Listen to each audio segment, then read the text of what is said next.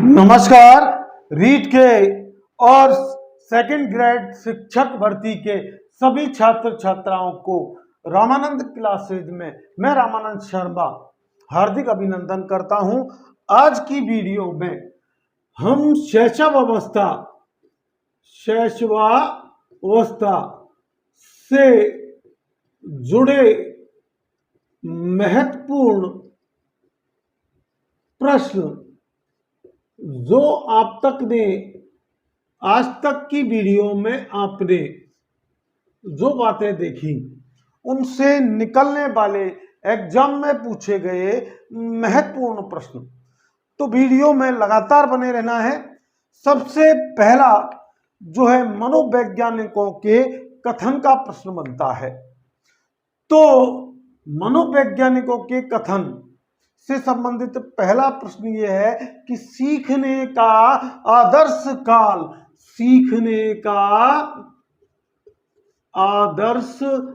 काल किस मनोवैज्ञानिक ने कहा? तो वैलेंटाइन। तो आपका उत्तर क्या होगा? वैलेंटाइन। इस काल का समय माना गया है जन्म से और 5 से 6 वर्ष। यह भी आपको ध्यान रखना है। दूसरा यह ध्यान रखना है कि सीखने का आदर्श काल क्यों कहा गया है, क्योंकि बालक में बाल्यकाल और किशोर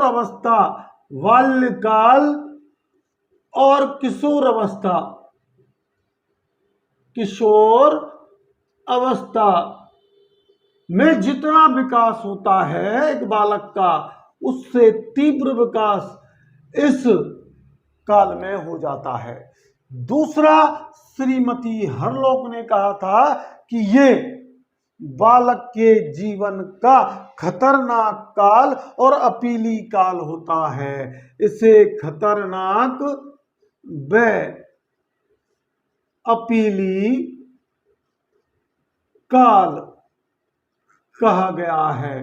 किसके द्वारा कहा गया है? श्रीमती हरलोक के द्वारा। और क्यों कहा गया? क्योंकि आप देखते हैं कि इस काल में बच्चों की मृत्यु दर सबसे अधिक होती है। और अपीली काल इसलिए कहा गया है कि बालक हर अपनी आवश्यकता के लिए निवेदन करता है, अपील करता है माँ बाप से, अपने जो है प्रतिक्रियाएं प्रस्तुत करता है। तो तीसरी जो मैंने बताई थी आपको कि ये इस काल को भावी जीवन काल भी कहा जाता है। बालक का भावी जीवन काल। और ये किसने कहा था? तो सिगमंड फ्रायड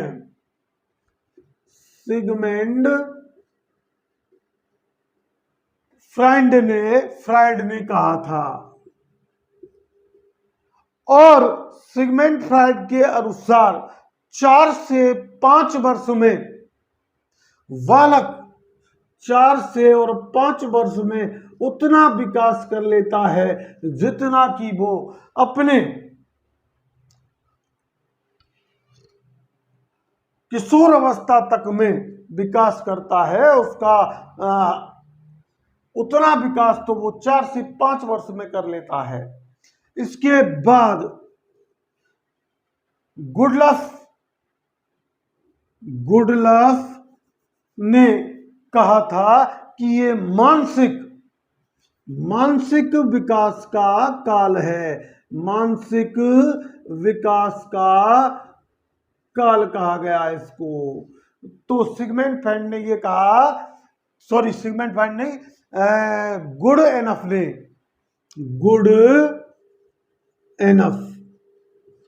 गुड एनफ के द्वारा इसे मानसिक विकास का काल कहा जाता है। उनके द्वारा जो विकास एक व्यक्ति का 100% अपनी आयु में होता है, उतना मात्र वो 3 वर्ष की आयु में उसका आधा यानी कि 100% अगर उसका विकास हो रहा है तो 50% तो वह अपने जन्म से 3 वर्ष के काल में कर लेता है।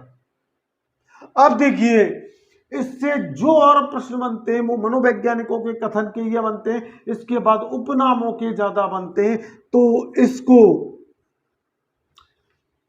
अतार्किक चिंतन का काल भी कहा जाता है। इसे अतार्किक चिंतन, अतार्किक चिंतन की अवस्था किस काल को कहा जाता है? शैशवा काल को। दूसरा, जीवन का महत्वपूर्ण काल भी इसी को कहा जाता है। जीवन का महत्वपूर्ण काल के नाम से भी इसी अवस्था को जाना जाता है। खिलौनों की आयु का काल इसी को कहा जाता है। खिलौनों की आयु का काल भी इसी अवस्था को कहा जाता है। लेकिन अगर संयोग कह दे कि खेलने की आयु, तो बाल्यकाल आएगा आपका। फिर खेलने की आयु का काल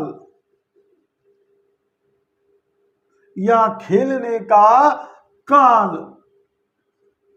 हम बाल्य अवस्था को कहते हैं। इसके बाद 8वीं जो इसे कहा जाता है भावी जीवन की आधारशिला। भावी जीवन की आधारशिला, भावी जीवन की आधारशिला भी इसी अवस्था को कहा जाता है। अनुकरण द्वारा सीखने की, अनुकरण द्वारा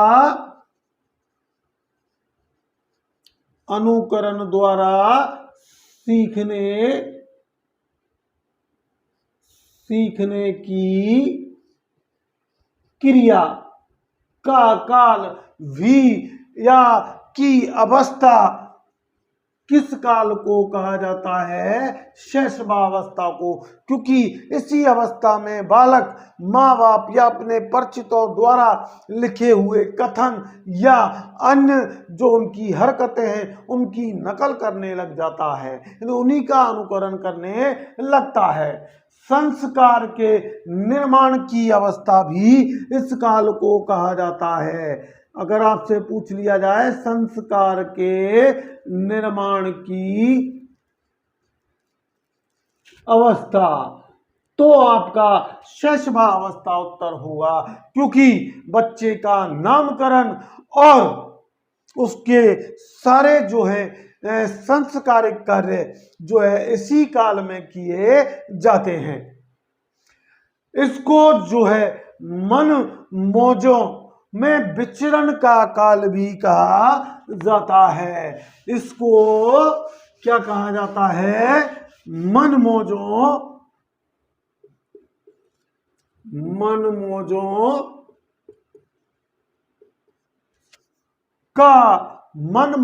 का के विचरण का काल, मन मौजों के विचरण का काल अगर आपसे पूछा जाए तो भी आपका उत्तर शैशवावस्था होना चाहिए। अगला आपसे प्रिय लगने वाली अवस्था किसको कहा गया है? बालक की हर हरकत जो है उसके परिचित और माँ बापों को प्रिय लगती है, इसलिए प्रिय लगने वाली अवस्था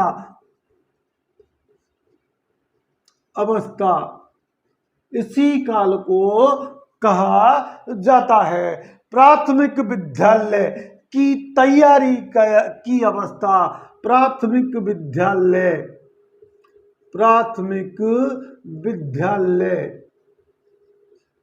की तैयारी की अवस्था अगर आपसे पूछे तो आपका उत्तर शैशवा काल होना चाहिए।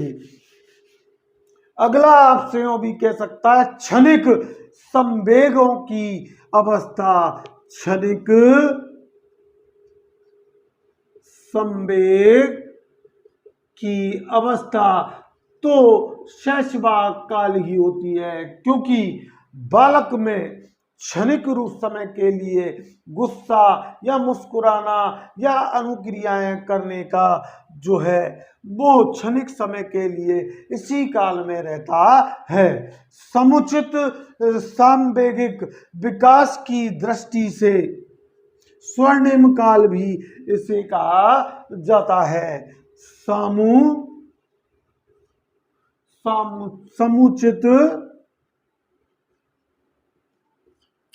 समुचित सांवेगिक विकास का स्वर्णिम काल। आपसे अगर पूछा जाए तो यही अवस्था होती है। अब इसके बाद जो है हम इस शैशवावस्था की विशेषताएं जो मैंने पिछली वीडियो में बताई थी उनके आधार पर भी प्रश्न यहां से पूछे जाते हैं। तो वो प्रश्न कौन कौन से हैं? पहला प्रश्न बनता है कि किस अवस्था में बालक के शारीरिक और मानसिक विकास का तीव्र शारीरिक व मानसिक विकास की तीव्र प्रक्रिया किस काल में पाई जाती है? शैशव काल में। दूसरा, शरीर व मस्तिष्क अत्यधिक ग्रहणशील होता है। इस अवस्था में मस्तिष्क व शरीर अधिक ग्रहणशील होता है, क्योंकि ये बालक की ऐसी अवस्था है जिसमें वह शारीरिक क्रियाओं को और मानसिक अवस्थाओं को तेजी से ग्रहण करने की क्षमता उसमें अधिक पाई जाती है। तीसरा, सीखने की जो है प्रक्रिया तेज पाई जाती है। सीखने की प्रक्रिया तेज पाई जाती है। ये मैंने पिछली जो है विस्तृत विशेषताएं आपको बता चुका हूं। इसमें शिशु शब्द, वाक्य व क्रियाओं को दोहराने की प्रवृत्ति रखता है। शब्द, वाक्य व क्रियाओं को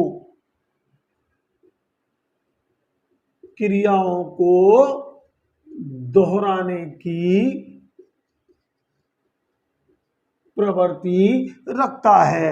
अगली इस अवस्था की विशेषता यह है कि इसमें असहाय और निर्भरता, दूसरों पर निर्भरता रहती है। इसमें बालक जो है आत्मनिर्भर नहीं होता, वो असहाय होता है और दूसरों पर निर्भरता रखता है, यानी कि अपने माँ बाप और परिजनों पर खाने पीने की दृष्टि से या शारीरिक दृष्टि से, और मैंने ये कहा था कि अपनी जीवित रखने का अपने आप को प्रयास इसी अवस्था में करता है। इसके बाद मैंने आपको बताया था कि आत्म प्रेम की भावना इसी काल में पाई जाती है। आत्म प्रेम की भावना। अब देखिए, पराधीन और निर्भरता की अवस्था भी इसी में मिलती है। यानी आत्म असहाय और निर्भरता, तो यूं भी कह सकता है कि पराधीन और निर्भरता की अवस्था किसे कहा जाता है? पराधीन या निर्भरता की अवस्था भी इस काल को पुकार सकता है। अब देखिए, अनुकरण द्वारा सीखने की प्रवृत्ति इसी में पाई जाती है। अनुकरण के द्वारा सीखने की प्रवृत्ति। इसके बाद इसकी मैंने और ये विशेषता बताई थी कि नैतिकता व सामाजिकता की भावना का अभाव इसमें बालक में पाया जाता है। नैतिकता व सामाजिकता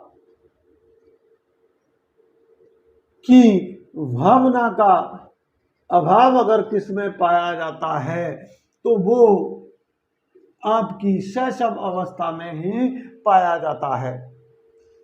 काम प्रवृत्ति विकसित होती है, इसमें काम प्रवृत्ति का विकास होता है, काम प्रवृत्ति का विकास होता है।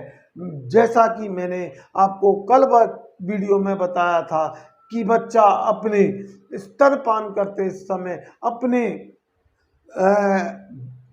दूसरे अंगों पर, काम्य अंगों पर हाथ रखना विकसित कर लेता है। ये सिगमंड फ्राइड ने कहा था, जिसको अन्य मनोवैज्ञानिकों ने अतार्किक कर दिया।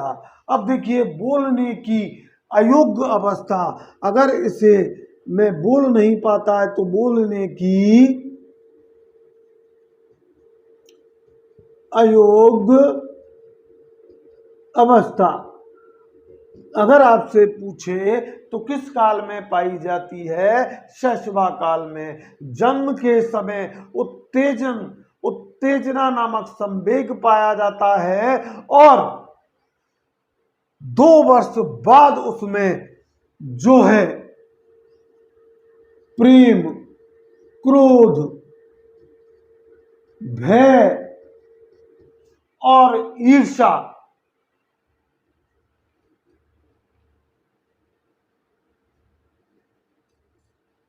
के भाव संवेग विकसित हो जाते हैं,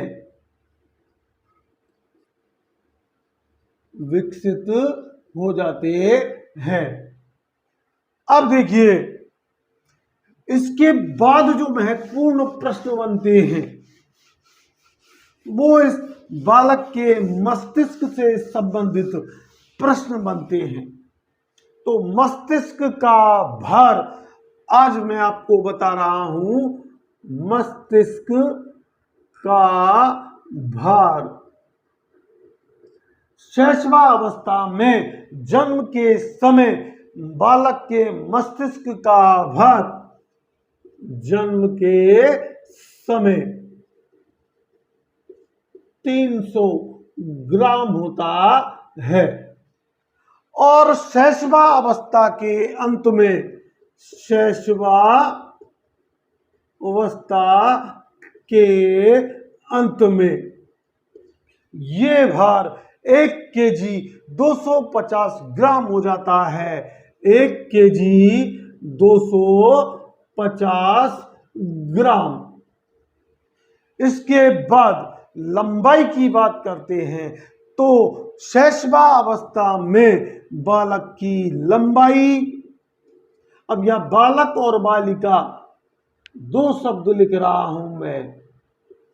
बालक की लंबाई 51 सेंटीमीटर होती है, जबकि बालिका की लंबाई 50.5 सेंटीमीटर होती है और अंत तक ये लंबाई जो है,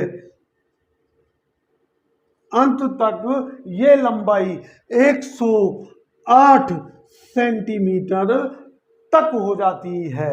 अब इसके बाद हम जो है शारीरिक भार की बात करते हैं तो शारीरिक भार से संबंधित आपसे प्रश्न पूछ लिए जाते हैं। शैशवा अवस्था में जन्म के समय शिशु का भार कितना होता है? जन्म के समय तो आपका उत्तर होना चाहिए 3 केजी और जब 6 माह की अवधि का हो जाता है तो उसका भार जो है आपका जन्म से दुगना हो जाता है, यानी जन्म से दुगना लगभग होता है और शैशवावस्था के अंत में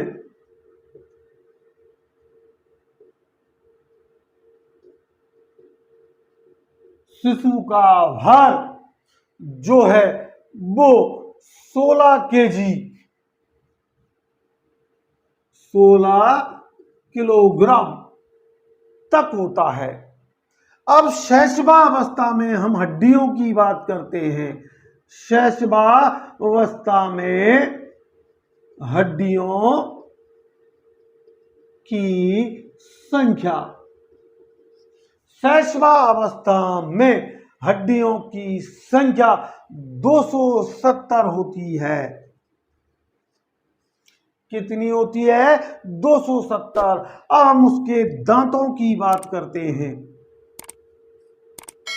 तो जन्म के समय बालक में कोई दांत नहीं पाए जाते, लेकिन 6 माह का जब हो जाता है तो उसमें एक दांत विकसित होता है, जिसे दाढ़ी दांती निकलना आप कहना शुरू कर देते हैं। और अंत तक शैशवावस्था के अंत में 16 दांत कुल होते हैं और 16 दांतों में 2 और 3 स्थायी दांत होते हैं,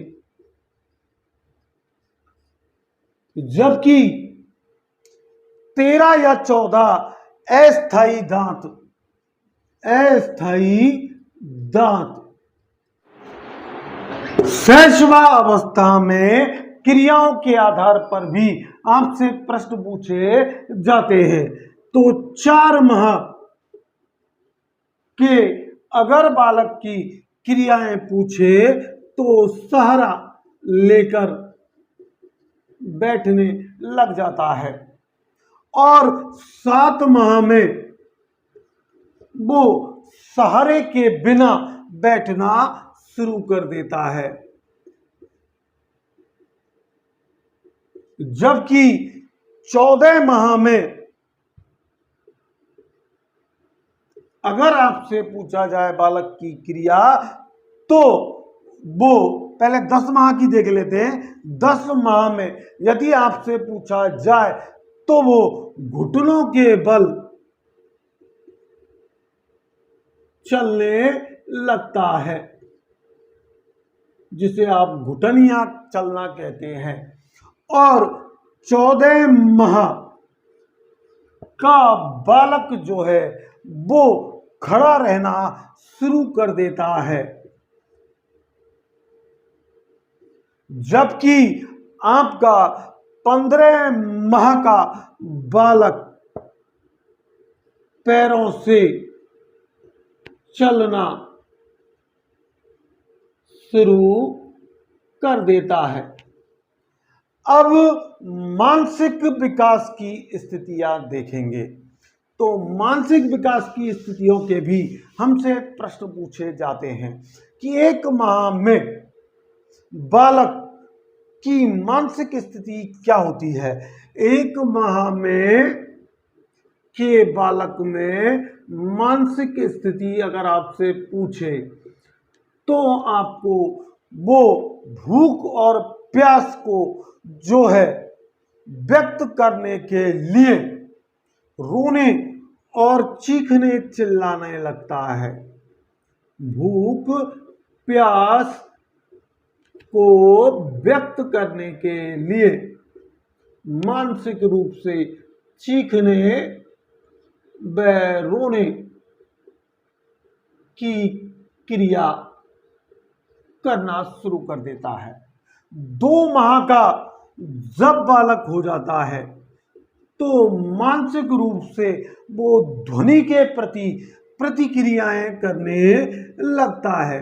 ध्वनि के प्रति प्रतिक्रियाएं यानी जैसे किसी ने आवाज दे करके उसे पुकारा तो वो एकदम उसकी तरफ वो क्रियाएं दिखाना प्रदर्शन करना शुरू कर देता है। 4 माह का यदि बालक है तो वस्तुओं को पकड़ना और वह अपने परिजनों को पहचानना शुरू कर देता है। वस्तुओं को पकड़ना, वह परिजनों को पहचानने लगता है, यानी मानसिक क्रिया उसकी पहचानने की शुरू हो जाती है। 6 माह का जब वो हो जाता है तो वह सुनी हुई बातों को, आवाजों को, जो सुनी हुई बात आवाजें हैं उनकी नकल करने लगता है, यानी सुनी हुई ध्वनि की नकल करने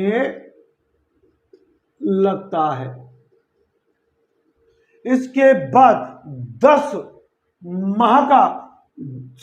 माह का देखें, अभी 8 माह का जब बालक हो जाता है तो वो खिलौनों से खेलने लगता है, खिलौनों से खेलने की क्रिया करता है। और उससे खिलौना अगर छुड़ा लिया जाए तो वो रोने, उसमें अपनी असमर्थता को प्रकट करने के लिए रोने के भाव या मचलने के भाव स्पष्ट करने लग जाता है। 10 माह में एक बालक यदि पूछे आपसे तो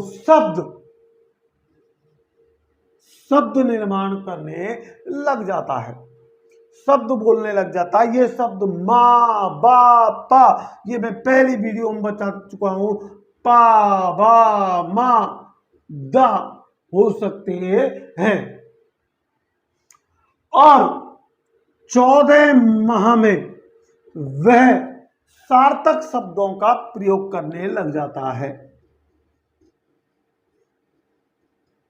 जिनका अर्थ निकलता है। जैसे माता, तो वो अपनी माता विशेष के लिए ही माता कहेगा, तो 14 माह में सार्थक शब्दों का वो प्रयोग करने लगता है। 20 माह में बालक जो है वाक्य बोलना शुरू कर देता है, वाक्य को बोलना शुरू कर देता है। और 20 माह के बाद 3 वर्ष की अवस्था में, 3 वर्ष की अगर आपसे अवस्था में पूछे तो 5 से 7 वाक्य या गिनती, 5 से 7 वाक्य या गिनती बोलना शुरू कर देता है। और 4 वर्ष का बालक जिज्ञासा प्रकट करने लग जाता है, यानी वस्तुओं के प्रति जिज्ञासा का भाव प्रकट होता है। और 6 वर्ष की अवस्था में बालक जो है 15 से 20 तक की गिनती, 15 से 20 तक की गिनती बोलना शुरू कर देता है, या 5 से 4 वाक्य बोलने लग जाता है। अब देखिए मांसपेशियों की देखें तो शैशवा अवस्था में मांसपेशियां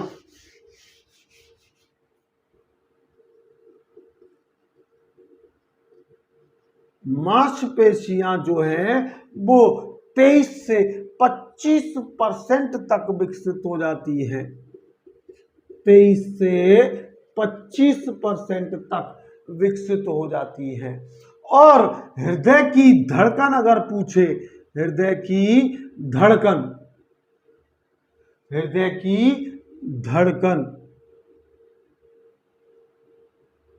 आपसे पूछे तो 1 मिनट में उसकी हृदय की धड़कन 140 पल्स तक होती है। तो आज की इस वीडियो में मैंने जितने भी शैशव अवस्था से संबंधित महत्वपूर्ण प्रश्न थे वो आपको अब तक के कंपैरेटिव एग्जामों में आपके रीट और सेकंड ग्रेड भर्ती परीक्षा के पूछे हुए सारे प्रश्नों को इस वीडियो में समाहित किया है। अगर आपको ये वीडियो पसंद आया हो तो ज़्यादा से ज़्यादा शेयर करें और लाइक करें, और जो हमारे चैनल पर नए हैं वो चैनल को सब्सक्राइब करें। थैंक्स।